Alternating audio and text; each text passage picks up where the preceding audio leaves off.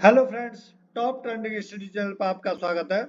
दोस्तों, इस वीडियो में हम पढ़ेंगे मुगल कालीन साहित्य और मुगल कालीन स्थापत्य के बारे में, और मुगल काल में भारत आए विदेशी यात्रियों के बारे में भी इस वीडियो में हम जानेंगे। अभी तक आपने मुगल सीरीज को अच्छे ढंग से पढ़ लिया होगा, तो यह चैप्टर एक ऐसा चैप्टर है जहां से विविध रूप में कई प्रश्न परीक्षा में पूछे जाते हैं। उम्मीद करता हूं कि ये वीडियो आपकी परीक्षा की दृष्टि से वेरी इंपॉर्टेंट वीडियो होने वाली है। सबसे पहले हम पढ़ेंगे मुगल कालीन साहित्य के बारे में। यहाँ से परीक्षा में बहुत प्रश्न बनते हैं। जैसा कि आपको पता है कि अकबर के समय पर अनुवाद विभाग की स्थापना की गई थी, जिसमें संस्कृत ग्रंथों को फारसी में अनुवादित किया गया है। किसी ने खूब कहा है कि जिंदगी की कहानी दुख और हर्ष की होती है। जिंदगी की कहानी दुख और हर्ष की होती है, कीमत जीत की नहीं संघर्ष की होती है। जी हाँ, बिल्कुल सही कहा है। आपने देखा होगा, एक आईएएस का बेटा या बेटी आईएएस बनते हैं तो उनकी कहीं कहानियां आपको नहीं मिलेंगी, लेकिन जब एक मजदूर या किसान का बेटा आईएएस बनता है तो न्यूज़पेपरों में नाम आता है, टीवी चैनलों पर दिखाया जाता है। जैसा कि आप स्क्रीन पर देख रहे होंगे कि राजस्थान के श्री गंगानगर के एक किसान के बेटे रवि कुमार सिहाग, जो 26 साल की उम्र में यूपीएससी उन्होंने क्लियर किया। ये गांव के सरकारी स्कूल से इन्होंने अपनी पढ़ाई कंप्लीट की थी। तो ऐसा कोई काम नहीं है जिसे आप कर नहीं सकते। एक किसान का बेटा आईएएस बनता है, एक रिक्शे वाले का बेटा आईएएस बनता है। तो आप कंटिन्यूटी बना के रखो अपनी पढ़ाई में। कोई मुश्किल काम नहीं है। आप जो चाहेंगे, अपने मन में सोच रखा होगा, वो बनेंगे। लेकिन पढ़ते रहें, अपने आप को किताबों से जोड़ें, किताबों से एक तरीके से मोहब्बत करने लग जाए। किताबों से पढ़ें, सीखें, और जितना बने उतना लगातार पढ़ते रहें। दोस्तों, यदि आप चैनल पर नए हैं तो चैनल को सब्सक्राइब कर लेना। वीडियो पसंद आता है तो लाइक करना और बेल आइकन को दबा लेना, जिससे आने वाली वीडियो का नोटिफिकेशन आपके पास आता रहे। शुरू करते हैं। मुगल कालीन साहित्य। परीक्षा में प्रश्न पूछा जाता है, रामायण का अनुवाद बदायूं ने किस भाषा में किया था? तो फारसी भाषा में। बहुत क्वेश्चन पूछे जाते हैं। तो रामायण का अनुवाद बदायूं ने फारसी भाषा में किया था। ऐसे ही राजा टोडरमल ने भागवत पुराण का अनुवाद फारसी भाषा में किया था।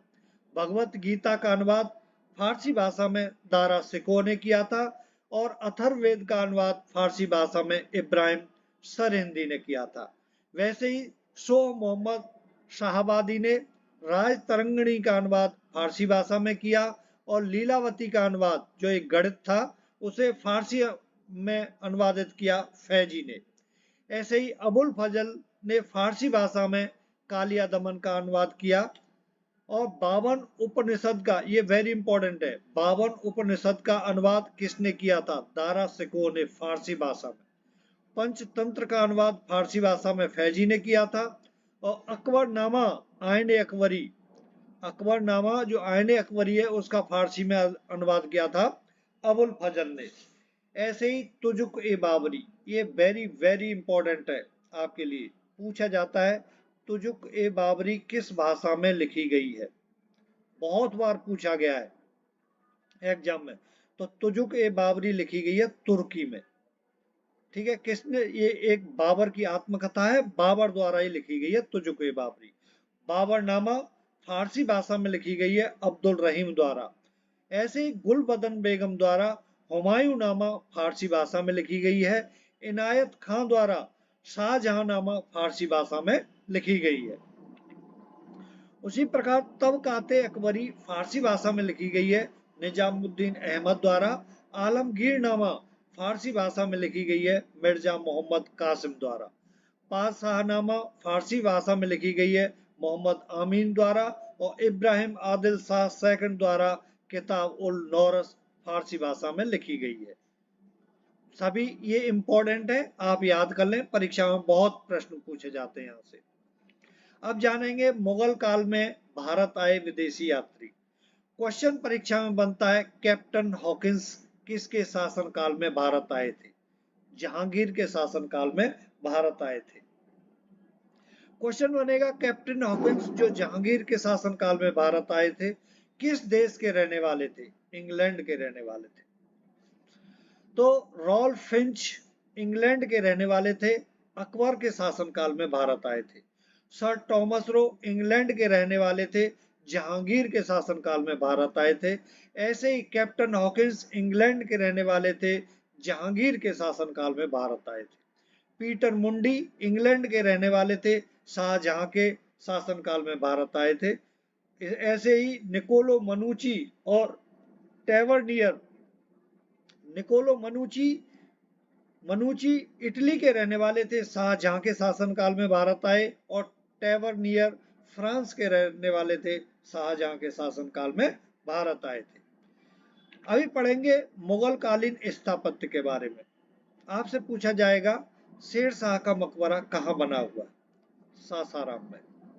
ठीक है, निर्माता कौन है? शेर शाह सूरी। तो काबुली मस्जिद कहां पर है?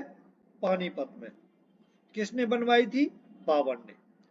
संभल मस्जिद रोहेलखंड में है, बाबर द्वारा बनवाई गई थी।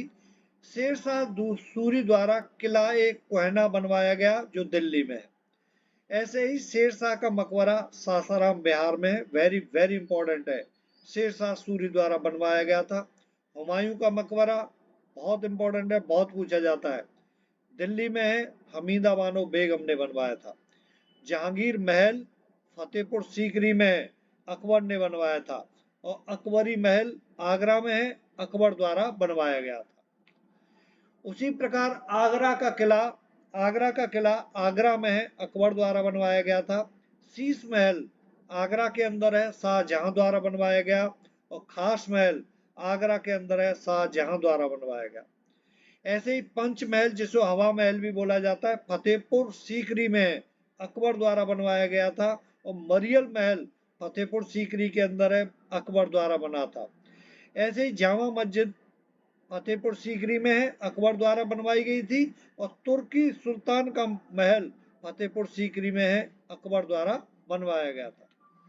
बुलंद दरवाजा फतेहपुर सीकरी में, अकबर द्वारा बहुत पूछा जाता है, बुलंद दरवाजा कहां पर है? फतेहपुर सीकरी में। किसके द्वारा बनवाया गया? अकबर के द्वारा। अकबर का मकबरा सिकंदरा में है, जहांगीर द्वारा बनवाया गया। एतमादुल्ला का मकबरा आगरा के अंदर है, नूर जहां ने बनवाया था। नगीना मस्जिद आगरा में शाहजहां ने बनवाई थी। जामा मस्जिद दिल्ली में है, शाहजहां ने बनवाई थी। मच्छी भवन आगरा के अंदर है, शाहजहां ने बनवाया था। और लाल किला दिल्ली में है, शाहजहां ने बनवाया था। यदि आपने मेरी कंप्लीट वीडियो देखी है मुगल काल की, तो इनको पढ़ने में आपको कोई दिक्कत नहीं आएगी, याद करने में। ठीक है ना? जिसने मुगल काल की वीडियो नहीं देखी है, वो वहां जाकर प्लेलिस्ट बनी हुई है, जाकर कंप्लीट वीडियो देखें, कोई दिक्कत नहीं आएगी इनको याद करने में। मुगल काल से संबंधित जितने क्वेश्चन बनते हैं परीक्षा में, कोई छूटेगा नहीं। जहानाबाद में जो इमारत है, वो जहानाबाद दिल्ली में है, शाहजहां ने बनवाई थी। मोती मस्जिद दिल्ली के अंदर है, औरंगजेब ने बनवाई थी। बीबी का मकबरा औरंगाबाद महाराष्ट्र में, औरंगजेब ने बनवाया था।